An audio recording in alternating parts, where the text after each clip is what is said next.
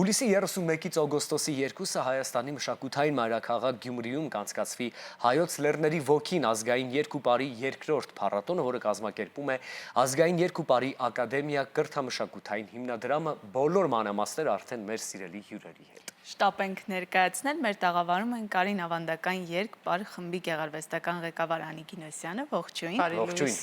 Ազգային երկուպարի ակադեմիա կրթամշակութային հիմնադրամի գործադիր տնօրեն Կարապետ Թոմիկյանը, ողջույն։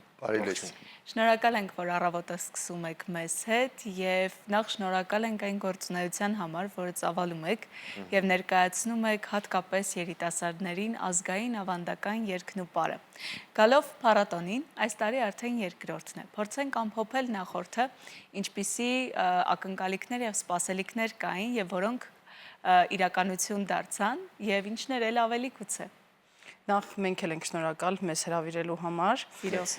Անցած տարի առաջին փառատոններ, որն արեցինք, միանգամից ասեմ, որ փառատոնը ուղիղ կապ ունի պարոն Կինոսյանի հետ։ Օգոստոսի 3-ին իր տարեդարձն է եւ մենք անցած տարի որոշեցինք, որ իր տարեդարձը պիտի այդ կերպ նշենք։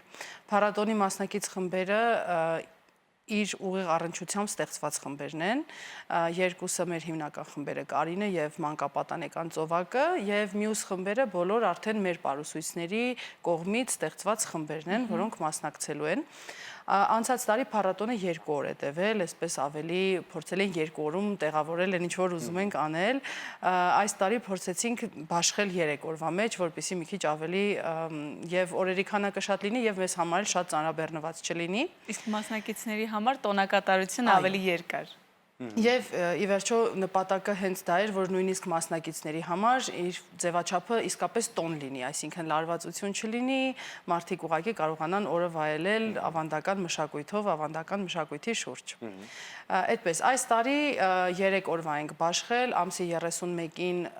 Գյումրու տարբեր հատվածներից ունենալու ենք շքերթ տոնական, որը պիտի մարդկանց համախմբի վերջում Վարդանանց հրապարակում, որտեղ արդեն ունենալու ենք մեծ պարուսուցում եւ միևնույն ժամանակ զուգահեռ նաև Կասկադում, Գաֆէսչյան քանդակների պուրակում ունենալու ենք մեր ամենամսյա վերջին ուրբաթ օրերի բաց դասը, այսինքն 2 տեղ ենք լինելու, այո։ Ամսի 1-ին երեկոյան արդեն լինելու է գալա համերգը, որի ժամանակ բոլոր խմբերը ելույթ են ունենալու ելույթային ձևաչափով եւ ամսի 2-ին ունենալու ենք հանդիպում քննարկում հայու տեսակ խորագրով, էլի Գագիկ Կինոսյանի անձի շուրջ քննարկումը, որովհետեւ նաեւ այս տարի իր 60-ամյակն է եւ ընդհանուր բոլոր միջոցառումները տարվա նվիրվում են իր 60-ամյակին եւ Կարին խմբի 25-ամյակին, մենք էլ 25 տարեկան ենք դառնում։ Իհարկե ողջունելի է, որ շատերը կցանկանան մասնակցել այս փառատոնին, բայց հետաքրքիր է նաև ոլորտի ներկայացուցիչներից կան ցանկություն հայտնողներ միանալ փառատոնին, միանալ ձեր նախաձեռնությանը, որը եւ կրթական նշանակություն ունի եւ նաև մեր պատմությունը, մեր ավանդականը պահպանելու նշանակություն ունի, թե միայն դուք եք եւ դեռ շարունակում եք դեր ճանապարհը։ Իրականում փորձում ենք ընդլայնվել, եթե անցած տարվա համեմատ ասենք, եւ նաեւ դիմողներն են շատ, այսինքն հատկապես հետաքրքրվածությունը մեծ է Սփյուռքի խմբերի մոտ։ Այս տարի 2 նոր խումբ կունենանք անցած տարվա համեմատ, մեկը կամք նախաձեռնությունն է, որը խումբ է հատուկ հաշմանդամություն ունեցող անձանց համար, մեծ մասը լսողության եւ տեսողության խնդիրներ ունեցող մարդիկ են, իրենք եւս ելույթ են ունենալու եւ Եվրոպայի մի քանի քաղաքներից այդպես պարողներ են հավաքվել, ովքեր այսպես ասած իրենց հանգիստը համապատասխանեցրել են փառատոնի հետ եւ այդպես հավաքական մի խմբով Եվրոպան են ներկայացնելու Եվրոպայի Սփյուռքը։ Հրաշալի։ Հիանալի է։ Խոսենք նաև հիմնադրամի կատարած աշխատանքի մասին այս ընթացքում եւ բուն փառատոնի հետ կապված։ Հիմնադրամի կատարած աշխատանքը իրականում հիմնադրամը 10 տարուց ավելի իր գործունեությունը ծավալում է։ Ամենահսկայական աշխատանքը, որ իրականացրել է այս տարիների ընթացքում, հանրակրթական դպրոցներում ազգային երկու պար առարկան դասավանդելն է, այսինքն հիմնադրամի միջոցով մշակվել է առարկայական ծրագիր, հիմնադրամը կրթության նախարարության հետ ունի կնքած բացառիկ հուշագիր, որի համաձայն այդ ծրագիրը, այդ առարկայական ծրագիրը մշակում է եւ պատասխանատվությունը կրում է հիմնադրամը, ինչպես նաեւ ամեն տարի դպրոցների այդ առարկայի ուսուցիչները վերապատրաստվում են հիմնադրամի բարուսույցների եւ երկուսույցների կողմից։ 5-ից 7-րդ դասարաններում են անցնում առարկան, անցնում են մոտ 500 դպրոցում հանրապետության բոլոր, հա, մարզերի եւ Երևանի։ Չկա մի մարզ, որը ներգրաված չլինի։ Նույնիսկ եթե չեմ սխալվում, մարզ կա, որ բոլոր դպրոցներն են, չէ՞, արդեն դասավանդում, Տավուշի մարզը։ Այո։ Հիանալի է։ Շարունակում ենք։ Սա հիմնական, այսինքն այն է, որ դպրոցում այդ առարկան երեխաները 3 տարի շարունակ անցնում են եւ պրոֆեսիոնալ, հա, մասնագիտացված, վերապատրաստված ուսուցիչների կողմից։ Այսինքն մենք տարիներ անց պատկերացնում ես կունենանք մի սերունդ, Մենք արդեն պարոն Կինոսյանի շնորհիվ եւ Կարինի կատարած աշխատանքի շնորհիվ ունենք այնպիսի երիտասարդներ, որ պատահական ինչ-որ վայրում նույնիսկ երբ լսվում է ազգային երգը, միանգամից այդ ոգին նկատելի է, որովհետեւ բոլորը գիտեն ապրել ազգային պարեր, ինչը իսկապես շատ կարեւոր է մշակութային երակը պահպանելու համար։ Եվ որպես պարարվեստում ու երգարվեստում բանահավաք նաեւ, արդյոք այս փառատոնի շրջանակներում մենք ներկայացնելու ենք մեր ազգային պարերը, այս դեպքում նկատի ունեմ բեմականացումների հետ կապված ինչ ունենք, որովհետև ինչպես գիտենք մեր հնուց եկած ազգային պարերը հարուստ են եղել կերպարներով, հարուստ են եղել սյուժետային գծերով, սցենարներով, կերպարներով, պահպանված են եւ արդյոք դրանք մենք այս փառատոնի շրջանակներում եւ ոչ միայն տարվա կտրվածքով թեկուզ տարբեր փառատոնների ընթացքում ներկայացնում ենք։ Իրականում այնինչ որ ներկայացնում է Կարինը, հենց բուն էթնիկ ֆոլկլորն է, որը մենք իհարկե ունենք էթնոպարագետ Սրբուհի Լիսիցյանը, ով հսկայական արխիվ է, այսպես ասած, որպես ժառանգություն թողել եւ մշտապես օգտվում ենք Սրբուհի Լիսիցյանի արխիվից եւ նաեւ պարոն Կինոսյանը ինքը հսկայական բանահավաքչական աշխատանքներ է արել, իր արխիվի վրա եւս աշխատում ենք եւ փորձում ենք գրքերից, այդ արխիվային նյութերից վեր հանել այն պարերը, որոնք ունեն մի քանի հարյուրամյակների կամ նույնիսկ հազարամյակների պատմություն եւ փորձում ենք իհարկե պահպանել շարժումային տեքստի ճշգրտությունը, այսպես ասած, բայց նաեւ դրան հաղորդում ենք մի փոքր բեմական վիճակ, քանի որ ի վերջո դա ցուցադրվում է բեմից, ունենք գրեթե բոլոր պարերը ունեն իրենց բեմադրությունները, որոնք եւս պարոն Կինոսյանի հեղինակայինն են, այդ ելույթային ձևաչափում, իսկ երբ պարուսուցում է, արդեն ուղղակի շարժումներն ենք մարդկանց սովորեցնում, որ իրենք եւս չկաշկանդվեն, ուղղակի կարողանան անծանոթ մարդկանց ձեռքը բռնել եւ բոլորը գիտեն նույն բառը։ Իդեպ նախորդ թեմայի մասով էլ մի հատ փոքրիկ հավելում կուզեմ անել, 2023 թվականից նաեւ ռազմապարը դասավանդվում է ռազմական բարձրագույն ուսումնական հաստատություններում